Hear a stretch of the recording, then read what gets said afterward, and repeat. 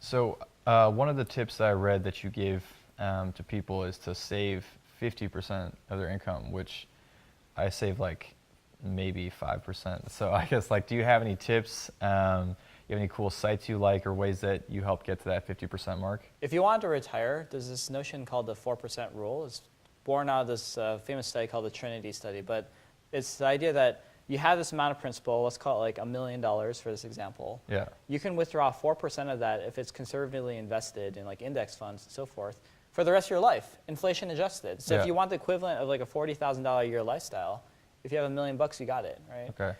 Great concepts. How do we get there? Essentially, there's no shortcut except for being super mindful of what you're spending your money on. I continue to drive my 12-year-old Honda Accord.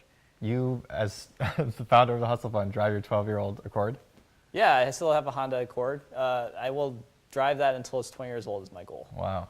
Do you have any guilty pleasures, any frivolous areas you spend? Food and travel.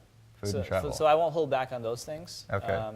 Are you like a travel hacker at all? Do you have any good tips for travel hacking? Not really, except for have a good credit card with a good point system. So Okay. I love the Chase Sapphire Reserve card. Yep, that's a popular one. It's really popular, right? Just the easiest, like 80% optimization right there. Just put all of your expenses through that card as much as you can.